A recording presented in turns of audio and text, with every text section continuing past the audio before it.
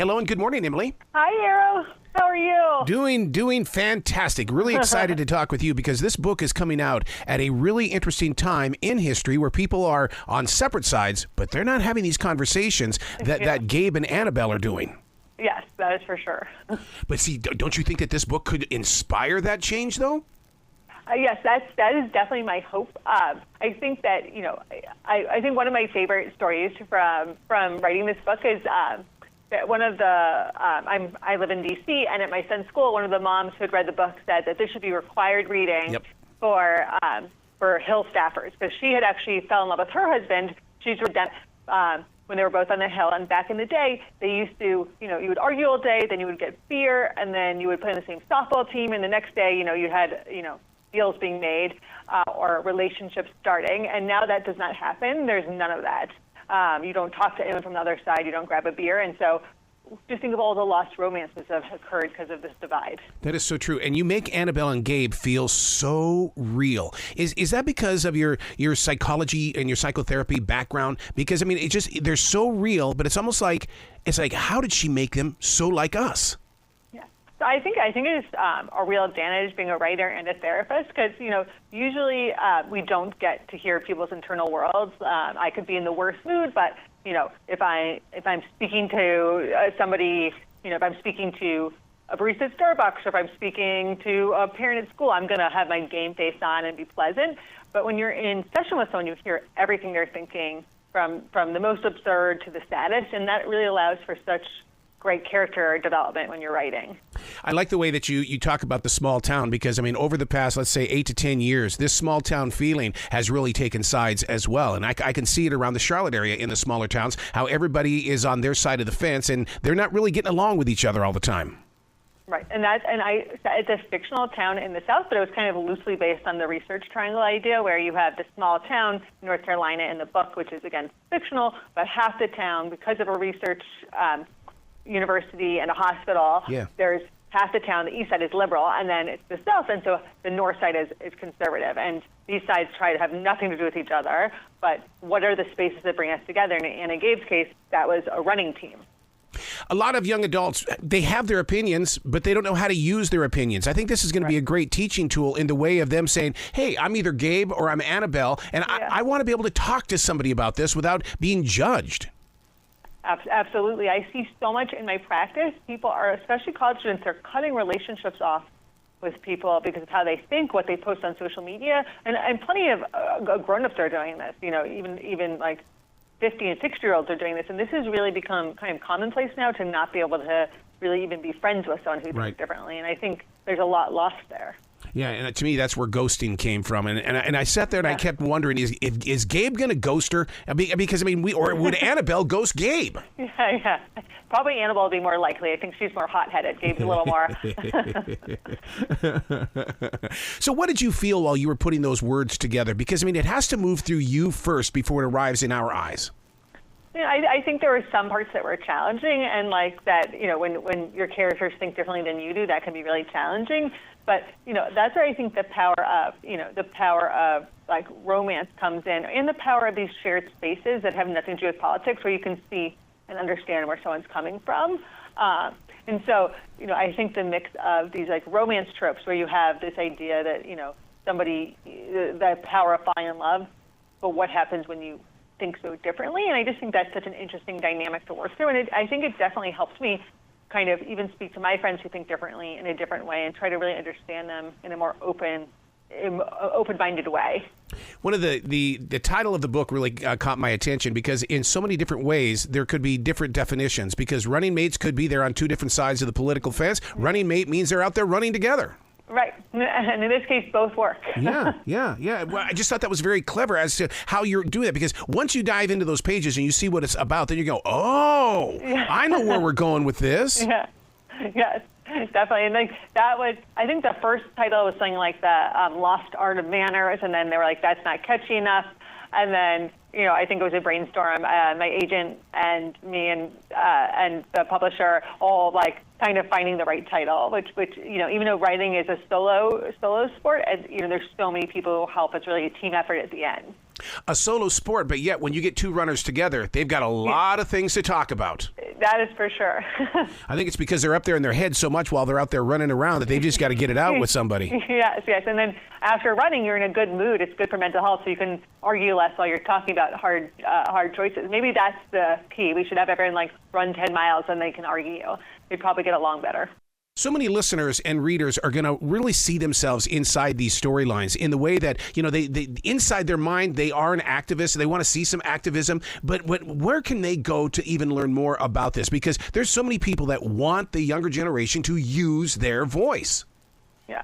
I think you want to think I think it's so great that the younger generation does want to use their voice. And I think they have more platforms than ever. I think social media, which has benefits and, bad and good, like everything else, you can, through social media, you could live in a place that maybe not a major TV or radio town and still be really heard. And whether it's on YouTube or on your Instagram channel, I think more than ever there are these ways we can get our voices heard. But I think the trapping is that how do we make sure we can hold our own views and talk about our own views, but not totally shut out other points of views, even if they are very different and maybe even feel threatening.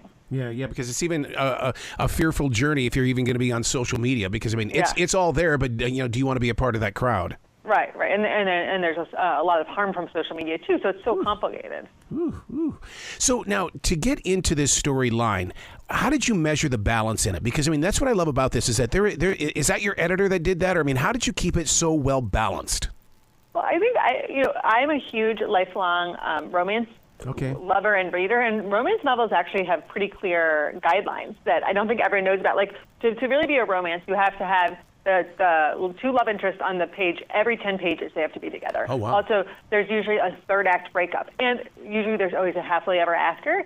And I think writing this book made me really understand why that's so important, because just as you don't want to get, at the end of the day, you want people to be in the romance and the comedy, and the way to do that is to keep the tension between the characters. It's exciting. Usually tension is threatening, right? Usually if people are not getting along, it makes you uncomfortable, but in this case, it's adding to the romance appeal.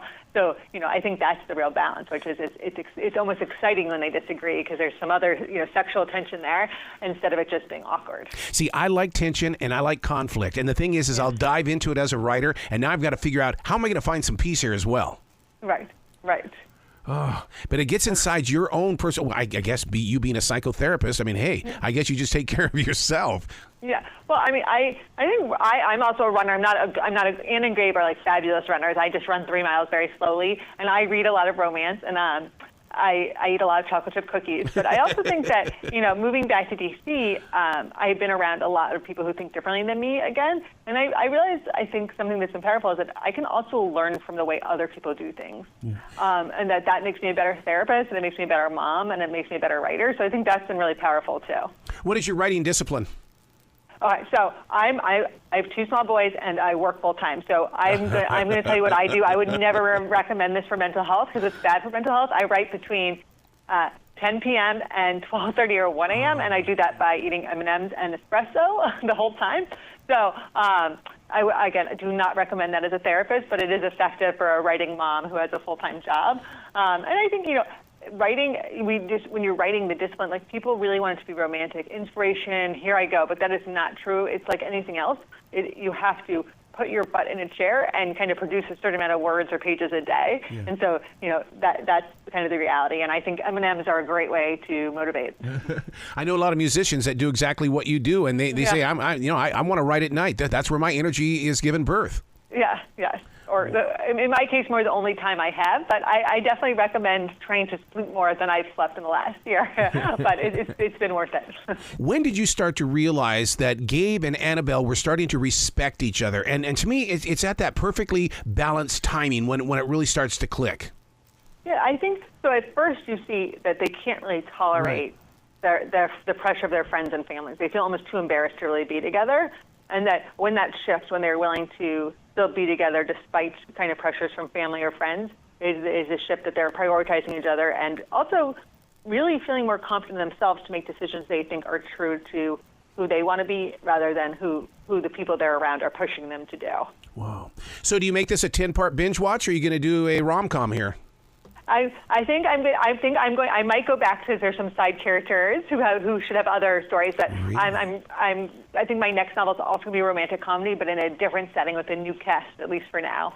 See, I like that kind of thinking because, I mean, when you bring people into the storyline, and it's almost like the reader gets to see them, shake hands, okay, I'll never see him again. So, yeah, continuing on with a story like that gives you a series. Yes, exactly. And there are some side characters who I know people really want stories for. That's been some of the feedback, especially Sam and Dell, who are like the best friends, and Mason. People really want to see them have their own romances, and maybe one day they will, because everyone deserves a happy ever after. Wow. I would love to see the research on how many grown men will find this book and they will read it. Oh, okay. So my husband's a lawyer, and his friends only read nonfiction, but because this was my book, they all read it. And it was their first, literally they read biographies, war biographies, the Constitution, whatever they read. They've never read a rom-com, and they were so funny reading this book because they were texting me about it nonstop. They thought it was so romantic. Mm-hmm. They thought it was much more like, they're not used to books with this level of sexual tension, even though it's very PG-13. So it was so funny watching them, particularly digest Running Mates. We're all still just kids. We never really grow up. Yes. So where can people go to find out more about you, Emily? Because I want them to really get into what you're doing. Yeah. So I have a website, and if you just Google Emily Locker author, it'll pop up. And there's a way you can email me on that.